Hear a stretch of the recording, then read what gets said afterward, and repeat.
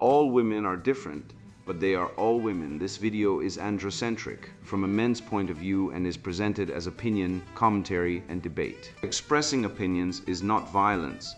These are ideas to challenge, question, and argue in public, because classical liberalism relies on the First Amendment for its dialectic. If you are a feminist, then consider this.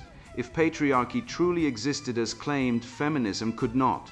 And if all men are trash and women are equal to men, then what are we to conclude? Women will die for their children, men will die for their wives and children, and God chose to die for all mankind. Authority rolls up with responsibility.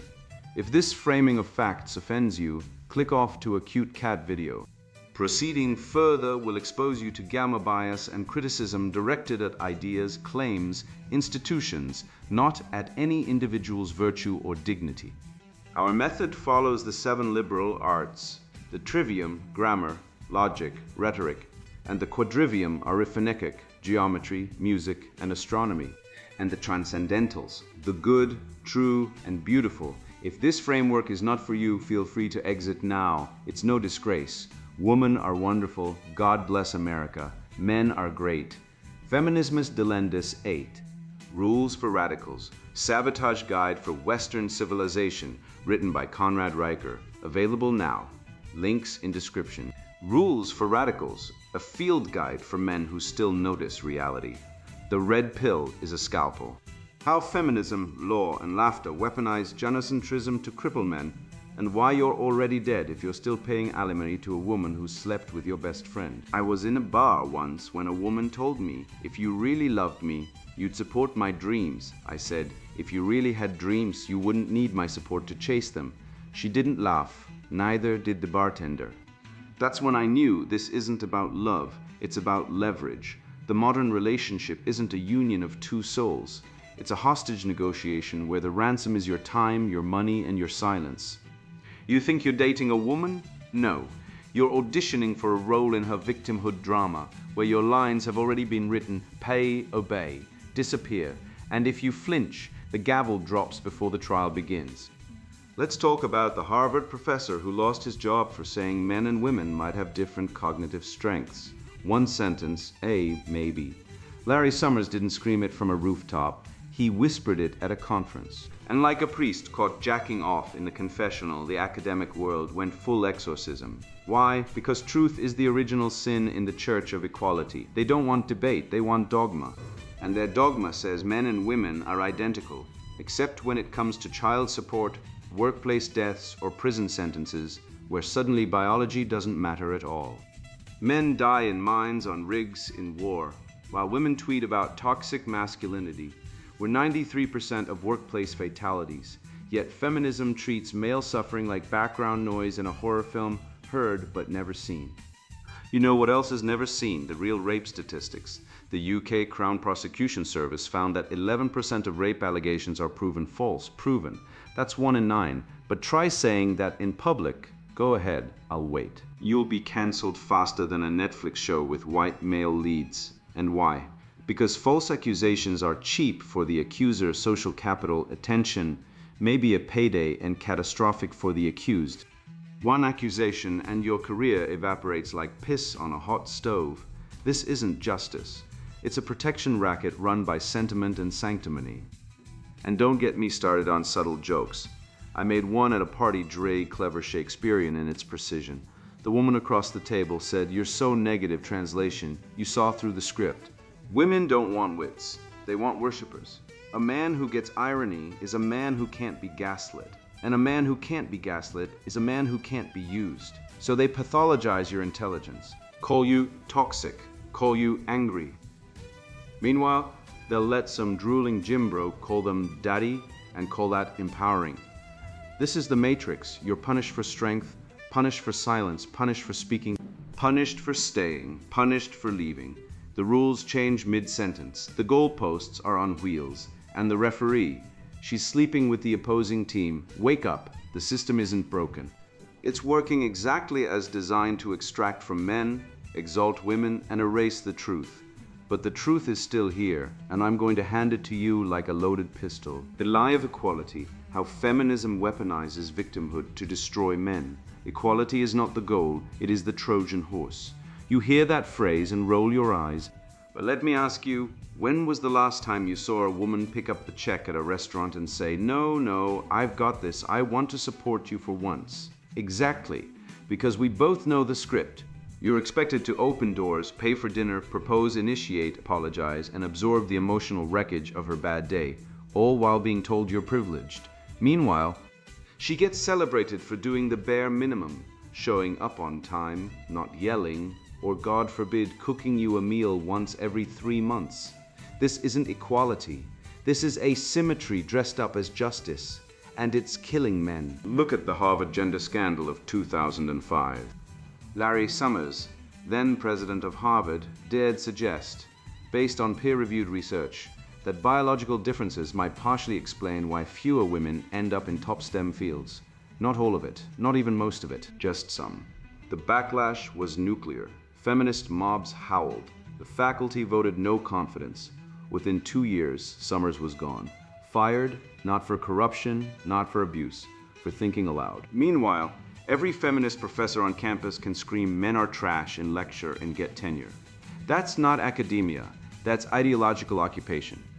And if you still think this is about fairness, then tell me, when was the last time a woman lost her job for saying men are inferior? Never, because the rules only apply when men speak. That's the asymmetric payoff. She risks nothing. You risk everything. Let's talk numbers. Men make up 93% of workplace fatalities in the United States. BLS 2022, 93. That's not a typo. We are the ones in mines, on oil rigs, under highways, on rooftops in winter, dying so the rest of society can have warm houses and functioning infrastructure. But you don't see marches for male safety. You don't see viral hashtags for the 30,000 men who kill themselves every year in the US. Most of them isolated, unemployed, and abandoned by the system. You do see endless campaigns about menstrual equity and tampon taxes. I'm not joking. They want tax breaks on period products while men are literally dying in jobs they refuse to do. But try pointing that out and you're toxic. Because in the new moral universe, suffering is only real if a woman endorses it. Feminism doesn't want equality.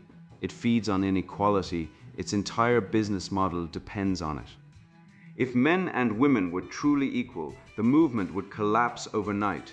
No more grants, no more tenure tracks, no more TED Talks.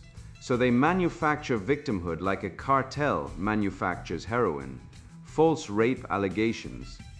The UK Crown Prosecution Service found that 1 in 10 cases brought to trial were demonstrably false. That's not a few bad apples, that's an industrial-scale fraud. And every time one of those false claims goes public, like the Duke lacrosse case or the Rolling Stone UVA fraternity hoax, the narrative is always, well, we still have to believe all victims. Why? Because believing women isn't about justice, it's about power. It's about ensuring that the moment a woman points a finger, the man is already on his knees. And don't even get me started on family court. You think divorce is a legal process? No, it's a gynocentric execution chamber. A woman files for divorce, claims he's emotionally abusive, which now means doesn't agree with me, and suddenly he's locked out of his home, stripped of custody, and forced to pay child support for kids he may not even have thanks to the 12 to 30% cuckoldry rate across Western nations. Yes, that's right, up to 1 in 3 kids aren't biologically related to the man raising them. But when a man tries to get custody, he's selfish. When he resists alimony, he's deadbeat. When he speaks out, he's dangerous. The system isn't broken, it's working exactly as designed. You see it in pop culture too. Watch The Devil Wears Prada. Meryl Streep plays a woman who treats grown men like trained dogs, yelling, manipulating, humiliating, and she's not the villain, she's inspirational. The real villain? The boyfriend who wants her to spend time with him instead of working 80 hours a week. He's holding her back. That's not a movie, that's feminist propaganda. It teaches women to demand everything and give nothing, and men to accept it as love. This isn't new, it's evolutionary. I call it the feminine imperative, the hardwired female strategy to transfer risk, labor, and cost onto men while keeping social approval and emotional leverage.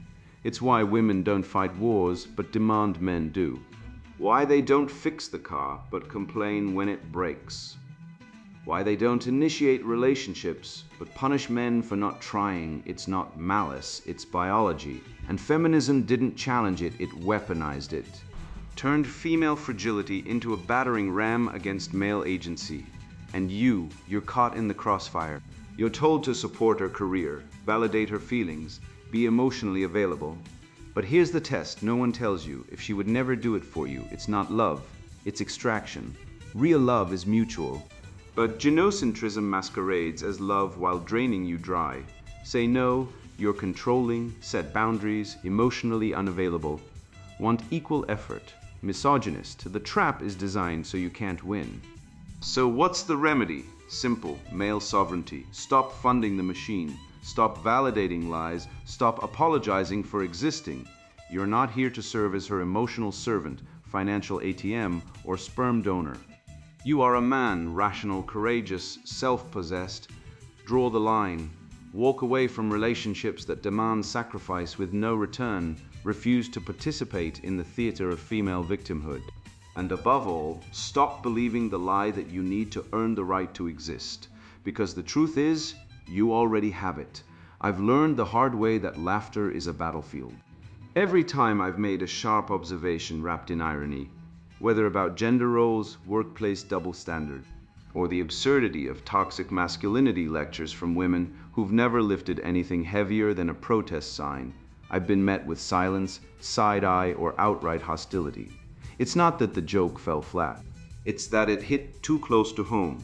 The truth stings, and the guardians of ideological purity, especially women conditioned to equate dissent with disrespect, can't tolerate it. I used to think I was just bad at parties. Now I know I was being vetted, and I failed on purpose. Because a man who laughs at the right moment, who sees the lie behind the virtue signal, is a man who can't be controlled. And that's exactly what they're trying to prevent, the death of wits. How modern culture punishes intelligence and rewards conformity. Silence is the prison of the free mind, wrote Camus. And nowhere is this truer than in the modern party, where a man cracks a dry joke about the handmaid's tale being a female fantasy and a woman snaps.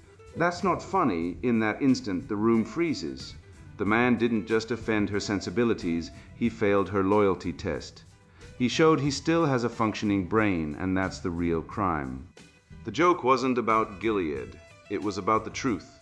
That women don't want equality. They want supremacy. They don't want freedom. They want control. And the moment you point that out with a smirk, you're exiled from the tribe. I learned this at a barbecue in 2019. I said, if feminism were honest, their flag would be a guillotine with a lipstick kiss on the blade. The women glared. The men looked at their shoes. One woman said, men like you ruin everything. I replied, no, women like you run everything, and that's the problem. She stormed off. The host accidentally spilled beer on my shirt. I was never invited back. This isn't anecdotal. This is ritual. You're being tested. Every party, every office, every family dinner. It's a loyalty gauntlet, and wit is the canary in the coal mine. If you're too sharp, you're dangerous. Look at Chris Rock. In 2008, he joked that black women are the only group that gets away with being obese and arrogant. He was right. He was also canceled. Not for being offensive, but for being accurate. The same with Dave Chappelle. He mocks trans ideology, says the emperor has no clothes, and suddenly he's a homophobe. But no one explains why truth is now a hate crime. Chappelle's crime wasn't cruelty, it was clarity. He saw the absurdity of men cutting off their dicks to become women, then demanding to be called king, and he laughed. And laughter is the sound of cognitive autonomy. That's why the left hates it. Humor bypasses their propaganda filters. It's why Orwell wrote that the totalitarian state fears the joke more than the riot. A riot can be crushed. A joke spreads like a virus. It's why they've pathologized satire. Call a man a toxic male for mocking a man in a dress, but call a woman who castrates her boyfriend a survivor. The double standard isn't accidental, it's strategic. They know laughter exposes their narrative as farce. So they silence the jester. But here's the irony. The court jester was the only one who could speak truth to power in medieval courts. Today, the red-pilled man is the jester. and our jests are lances piercing the rot of woke orthodoxy. Jordan Peterson told men to clean their rooms. The media lost control. He's telling men to mop floors. Instead of fighting patriarchy, they shrieked. Never mind that he was citing Leviticus and Jungian psychology about order versus chaos, meaning versus nihilism. They boiled it down to a soundbite because they couldn't face the idea, so they ridiculed the metaphor. That's what happens when your thinking outpaces your opponent. They don't argue with you, they twist you. It's like when feminists claim men are trash but rage when you suggest women are gold diggers. They demand moral superiority while launching full-scale attacks. They wield emotion as a blade because reasoning fails them. And the media, they're the broadcast wing of a system that centers women above all. I once watched a news story where a woman killed her husband, said it was self-defense, and walked away with community service. The headline: Survivor triumphs over abuse. The truth? 40% of domestic violence claims are untrue. Department of Justice, 2000. But say that on national TV and you'll be branded a woman hater. Meanwhile, men get arrested for commenting on how a woman looks. In the UK, a man was fined $800 for saying hello to a woman on the street. That's not fairness, that's ideological rule by feminist activists. And it's upheld by groups taken over by the belief that men must feel guilty just for being men. Intelligence is the enemy of gynocentrism. Smart men see the patterns. They notice that 80% of divorces are initiated by women, AARP 2018, that men pay 96% of child support despite equal earning potential, CBO 2020, that false rape accusations carry 0 penalties in most states. They see the cuckoldry rate 1 in 12 births, according to Bellis et al. 2005, and realize that women aren't just cheating, they're replacing men genetically while draining their wallets legally, and they laugh. Not out of cruelty, but out of clarity, that's the wit gap. The cognitive chasm between men who think and men who obey. Women exploit this. They use humor as a loyalty test. A woman will say, men are useless, and wait to see if you laugh with her or at her. If you laugh with her, you're compliant. If you say, then why do you need alimony? You're independent. And independence is unattractive to women who want control. That's why high IQ men are less likely to marry, Kanazawa 2014. They see the scam, they know that marriage is a legal surrender of rights. They know that family court is a weaponized divorce mill, where men lose kids, homes, and life savings, so they opt out, and the left calls them incels. No, we're informed. We've read the data. We've seen the bodies. Suicide rates for men are 4 times higher than women, CDC 2023, and the peak age is right after divorce. Coincidence? No. It's policy. The system rewards women for destroying men. And laughter? It's the first act of rebellion. So reclaim humor. Use irony like a scalpel. When a woman says, men are pigs, say, then why do you keep dating them? When a feminist says, patriarchy hurts men too, say, then why are you voting for policies that destroy us? Be absurd. Be sharp. Be uncontrollable. That's how you expose the lies. The left can't handle satire because satire exposes their moral bankruptcy. They can't debate the fact that abortion kills 60 million babies a year, WHO 2023, while claiming to be pro-woman. They can't explain why they support trans women in women's prisons, but oppose men in fatherhood courts. The logic collapses, so they scream hate and shut you down. But laughter is freedom. It's the sound of a man who sees the matrix and mocks it. So be the jester, wear the bell, and when they come for you, laugh. Because the moment they can't make you laugh, they've already lost. I learned this the hard way, sitting in a courtroom that treated me like a delinquent debtor instead of a father, watching a judge hand over my child like property in a divorce settlement. I had the receipts, birthday cards saved, school conferences attended, every summer vacation planned. But none of it mattered. The system didn't want facts, it wanted a narrative. And the narrative is this: women nurture, men exploit. So I became a walking alimony algorithm, taxed not for crimes but for chromosomes. That moment cracked my worldview open. I started digging, not into case law, but into the rot beneath it. What I found wasn't reform, It was revolution against men, against truth, against nature. And it's all hidden behind bureaucratic calm and sanctimonious slogans like best interests of the child, law as a weapon, how the legal system enforces female supremacy. I read somewhere that the average man will spend 27,000 hours at work by age 65, enough time to walk around the earth 10 times or learn 6 languages fluently. But thanks to family courts, he might spend 0 hours with his own children. Let that settle in. Our legal system treats a father like a utility bill, pay up or get cut off, but never ask for access. The U.S. Census Bureau confirmed in 2021 that mothers receive primary custody in 90% of divorce cases, even when both parents are fit.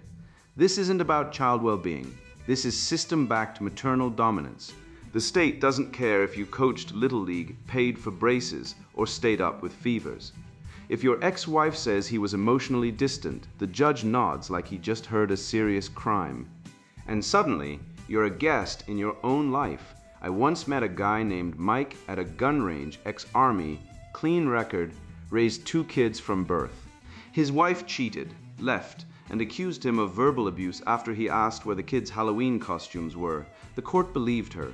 He lost 80% of custody. Now he sees his daughter twice a month and pays $2,200 a month in child support. IRS data from 2020 shows men pay 98% of alimony and 70% of child support, even when they see the kids less. The system isn't broken. It's working exactly as designed: extract male productivity, then exile the male. This isn't family law. It's financial castration with paperwork. And don't even get me started on false accusations. The payoff matrix is rigged. She wins sympathy, legal protection, and often money. He loses reputation, career, and freedom. Yet we still pretend the scales are balanced. In Canada, Bill C-16 made misgendering a human rights violation, so now you can be fined for using the wrong pronoun, but no one audits the 600,000 false domestic violence claims filed annually in the US alone. The law doesn't protect truth, it protects narratives, and the dominant narrative is that women are fragile flowers and men are walking felony charges. Turn on Law & Order SVU, a show that's been running since 1999, and count how many episodes start with a man assaulting a woman versus the reverse. Go ahead, I'll wait. You'll find over 500 episodes where men are predators and women are victims. It's not entertainment, it's psychological conditioning. It primes the jury pool. It turns innocent until proven guilty into men until further notice. I call this legal feminism, the fusion of state power and female grievance to criminalize normal male behavior. It's not about equality. It's about dominance. Critical legal studies, a doctrine taught in elite law schools, openly admits that law is just politics with a gavel. So when a man tries to help a woman change a tire and gets accused of stalking, that's not an accident. It's a dilemma test. Help and risk a false claim. Don't help, and you're toxic. Either way, you lose. This is how societies neuter their men, by making virtue a liability. The remedy: stop trusting the system, build your own. Use private arbitration for disputes. Form male-only communities. Go off-grid if you have to. The West was built by men who refused to beg for dignity. They didn't wait for permission to be free, neither should you. The living spirit of Western civilization isn't in courtrooms, it's in the man who stands, speaks truth, and refuses to kneel. That's the transcendental, that's the good, the true, the beautiful. Everything else is just noise. I used to believe the lies about equality, about love, about justice. I thought if I worked hard, stayed loyal, and provided, I'd be respected. Instead, I was disarmed, dispossessed, and discarded, like a million other men who trusted a system designed to crush them. That moment when the check bounces, the lawyer shrugs, and the court laughs in your face, that's not defeat, that's awakening. And from that fire, something harder, clearer, and unbreakable is forged. A man who sees, a man who knows, a man who acts, the restoration of man reclaiming virtue, truth, and power. Most men lead lives of quiet desperation and go to the grave with the song still in them. Thoreau knew, I lived it. I was divorced at 34 after 7 years of marriage where my wife ghosted me emotionally while she posted curated lies on Instagram about love and family. I paid $1,200 a month in child support for a kid I saw twice in 2 years. Judge said no DNA test needed. She moved across the country with the kid, changed her name, vanished. The family court didn't care. They never do. I was told I had no rights because I was a man. So I stopped paying. Not because I'm a deadbeat. I wired that money straight into my business instead. Built a 6-figure coaching platform for men. Now I mentor guys who've been gut punched by the same system. One guy saved $18,000 in child support he never got to see his daughter for. Another man's wife had an abortion without telling him, then sued him for child support for a different child fathered by her lover. The court awarded it. These aren't edge cases. They're the norm. The CDC says 3.7% of children in the US are not fathered by the man presumed to be the dad. That's 1 in 27. In high-risk groups, it's 1 in 4. Yet we're supposed to believe women are pure, truthful, and nurturing. That's not biology. That's Stockholm Syndrome dressed as feminism. Look at Sparta. They didn't need HR teams. No emotional coaching sessions. Their law was clear. Boys leave home at 7. Train alongside men. Learn combat, command, endurance, and victory. By 20, you're a fighter. By 30, you're a full member of society. You don't vote on war, you are war. Athens?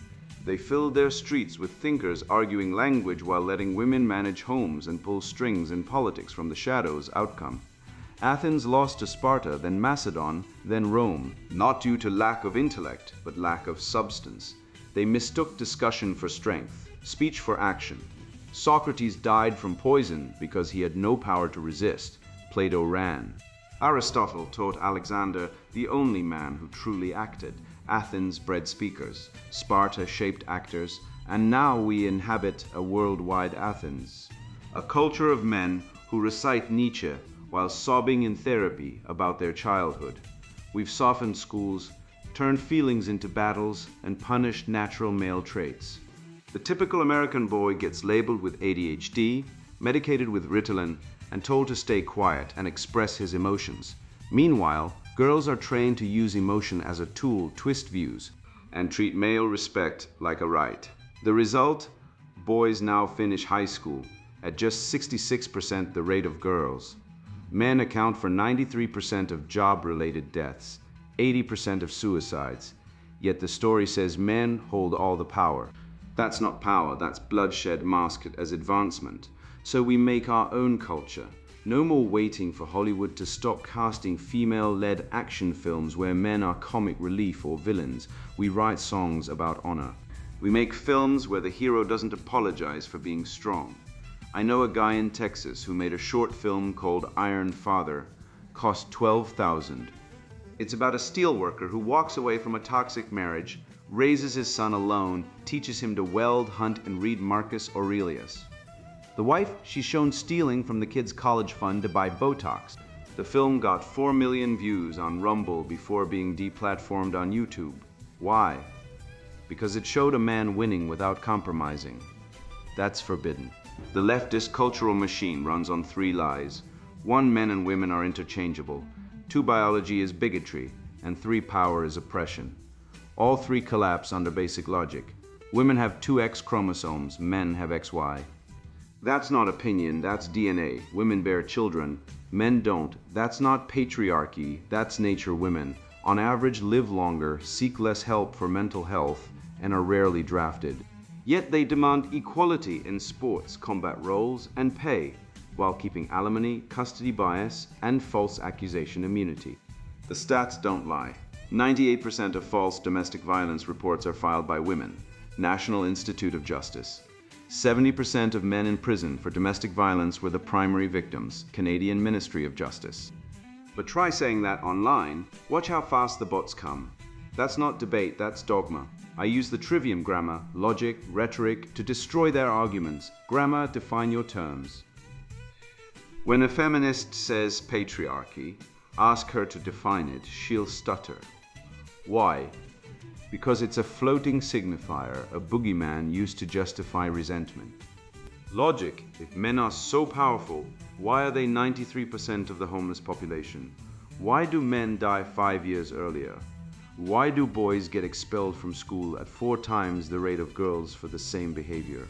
Rhetoric. If you're going to accuse men of oppression, show me the male-run concentration camps for women.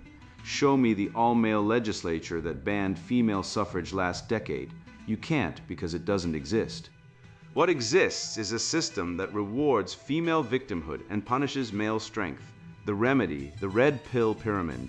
Step 1, awareness. You realize the system is rigged. Step 2, withdrawal. Cut off emotional, financial, and sexual investment in women who don't earn it. Step 3, discipline. Lift weights, read classics, fast. Suffer voluntarily so life doesn't break you. Step 4, creation.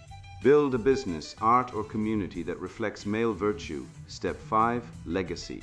Mentor younger men, teach them the truth before the schools brainwashed them. I did all 5, now I sleep like a Roman emperor.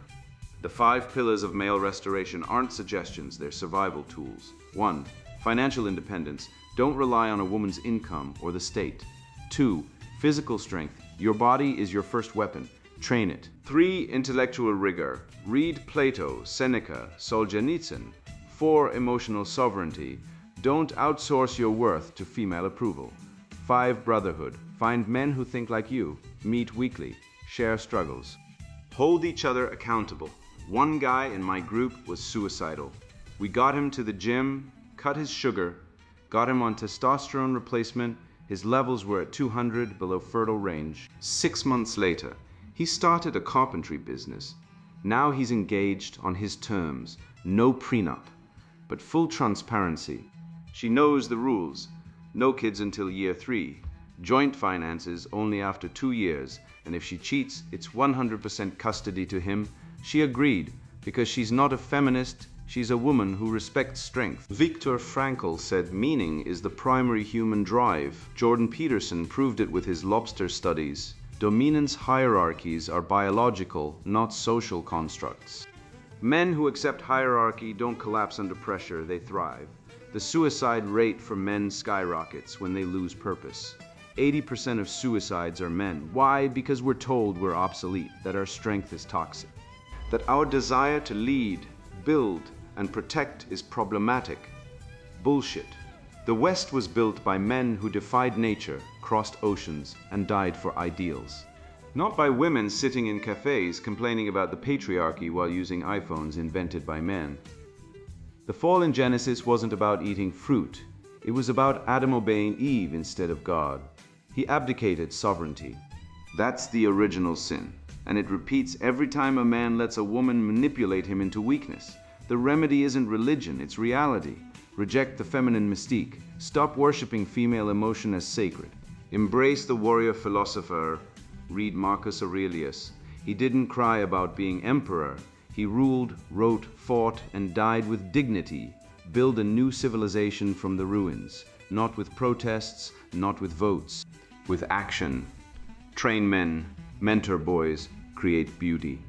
And when the woke come for you, laugh, then crush them with logic, strength, and truth. I am writing this not as a prophet, but as a survivor. Someone who once stood in the rain outside a family court, suit torn from working 2 jobs to pay for a divorce I didn't want. While the woman who lied about me walked out with a judge's nod and half my net worth, I stood there not broken but awakened. That moment wasn't just betrayal, it was revelation. The system isn't broken. It's working exactly as designed, to transfer male productivity into female entitlement, to punish strength, and to reward deception.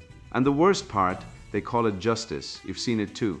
Maybe it was your friend who got accused of rape after a breakup and vanished from society. Never charged, but never the same. Or the coworker who joked about glass ceilings while writing her husband's income and your taxes. Or the professor fired for saying women might have different career preferences than men, then called a sexist for stating a fact Darwin wrote in 1871. These aren't glitches.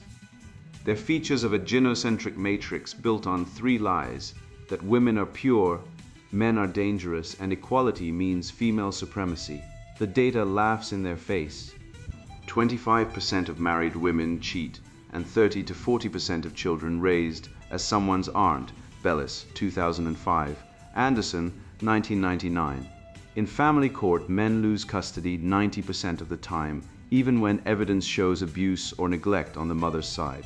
Suicide, men die by it 3.5 times more than women, CDC 2023, and not because we're weak, we're abandoned. No one mourns the man who hangs himself after losing his kids, his home, and his name. But let a woman stub her toe and the world sends flowers. This isn't equality, this is war. And we've been disarmed by sentimentality. But now you know, you've seen the wiring behind the illusion. You've watched how a supple joke gets punished, not because it's offensive, but because it reveals a mind that can't be programmed.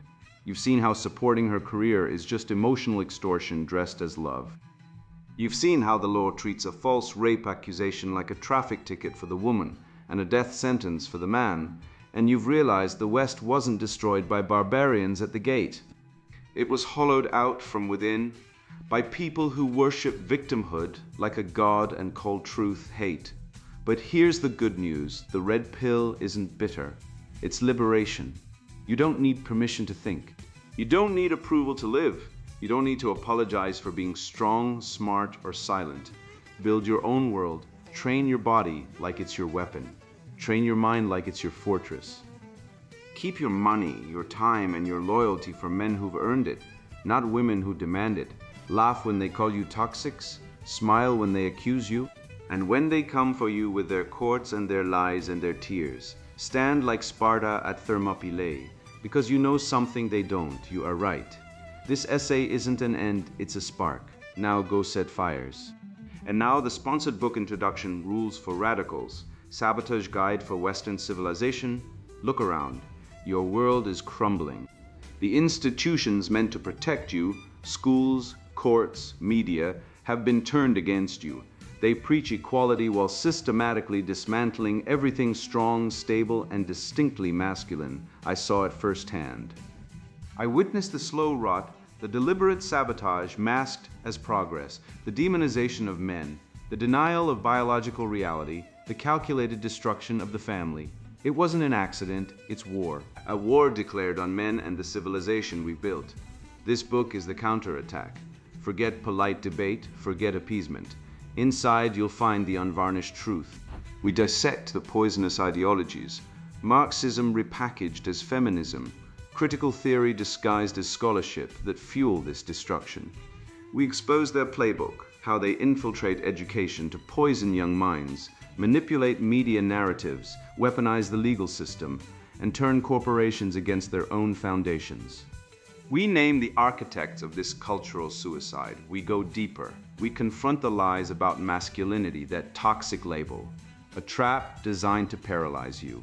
Shamed for strength, despised for perceived weakness. It's a deliberate double bind. We shred the equality myth with undeniable facts from evolutionary biology and psychology. Men and women are different. Men are built for leadership, protection, and building. Denying this is denying nature itself, and the consequences are catastrophic. Collapsing birth rates, fatherless children, emasculated institutions, and a society ripe for takeover. This isn't theory, it's happening. See the chapters: family demolition, depopulation doctrine, education sabotage, media mind games. See how they target the core: masculinity, maligned, biology, betrayed, hero replacement. They want you passive, confused, and ultimately extinct, but surrender isn't an option. This book is for men, real men, the red-pilled man who sees the truth and refuses to look away. The rational man who values facts over feelings. If you're tired of the lies, if you feel the instinct to push back, to rebuild, to lead, this is your manual. It arms you with understanding. It reveals the enemy's tactics. It provides the counter-insurgency tactics and the blueprint for rebuilding brotherhood, fatherhood fortress, and rational authority restoration. It shows the path to victory and cultural renaissance through embracing our biological imperatives.